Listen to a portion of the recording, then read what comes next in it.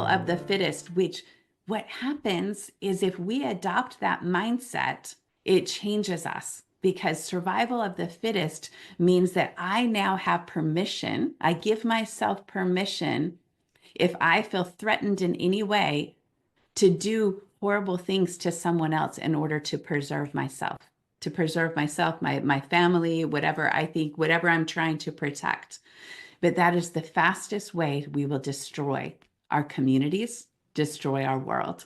And we have seen that over and over and over again. And here's the thing that I have recognized. And I grew up with this mindset. Everybody around me kept telling me, no, this is how it is. And it's so competitive. And we have to be this way. And you have to behave that way. And it's simply not true. The vast majority of people do. But if you adopt the mindset that says there's only this little amount, it's based on scarcity, and it allows us to disconnect from people, then we only have two options of how we can view people. We will view them as either a project, so someone is beneath me and I will help them as long as they are beneath me.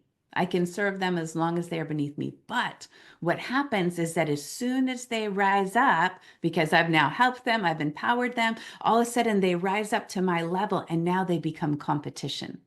And they will flip like that. We see this over and over in governments and corporations and all kinds of stuff. And maybe you've experienced it yourself. I know I have, where I've had mentors that were and great colleagues that were really helpful to me until I started to achieve. And then the moment I started to achieve, next thing you know, they're starting to undermine and to cut me down and to do, and I was like, I thought we were friends. I thought we were colleagues. What happened? So now all of a sudden I became competition.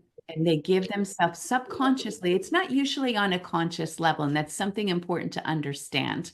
One time when my oldest son, we were playing a family game. We were out and doing a family activity, and we were playing a family game.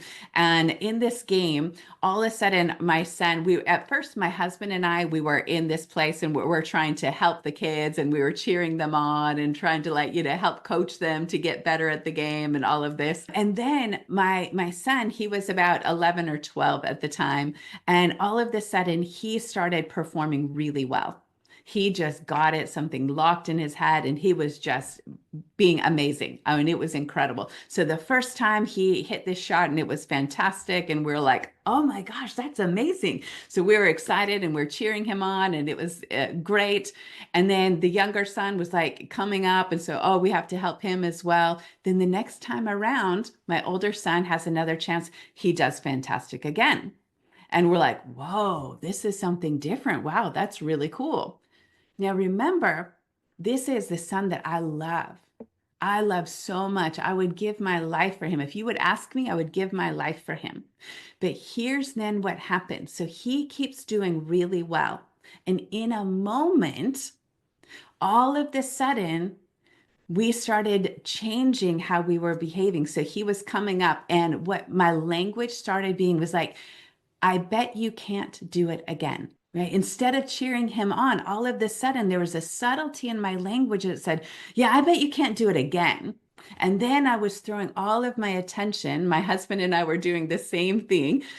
We've learned since then, and focusing all of our attention on the younger son and trying to help him do better. The next time the older son was coming up, because he was still doing fantastic, then we were trying to do things, maybe not you have ever done this, but in the States, it's kind of normal. We would start joking around or making noise or trying to create a ruckus so that it would distract him, so potentially he wouldn't do as well, right? So do you see what happened?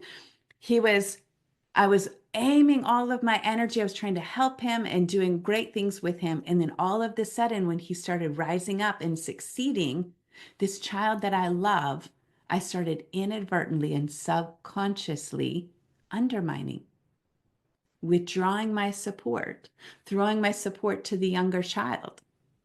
And if I could do this with my child, how much easier is it to do with colleagues? How much easier is it to do with business? So this is part of our awareness and our growth as leaders, is to recognize the subtlety and the ways in which it happens. Because sometimes in business, it just looks like, oh, I didn't get to it. I didn't return that email. I wasn't quickly to respond. And then next thing you know, like, I can't get my answers. I'm frustrated because no one will help me. Because all of the sudden, people that were leaning in and trying to help you, they view you as competition. And so, how do we counteract this? We have to be the change. We have to be. It has to start somewhere, and it can start with us. In my family, it had to start with me. Someone has to go first and model the way and show how it can be done differently. So it's only true if we believe it. It does not have to be that way because there is more than enough. There's more than enough. We actually expand. The more that we serve and we give to others, the more our influence grows, the more that trust builds, the more that we can impact others.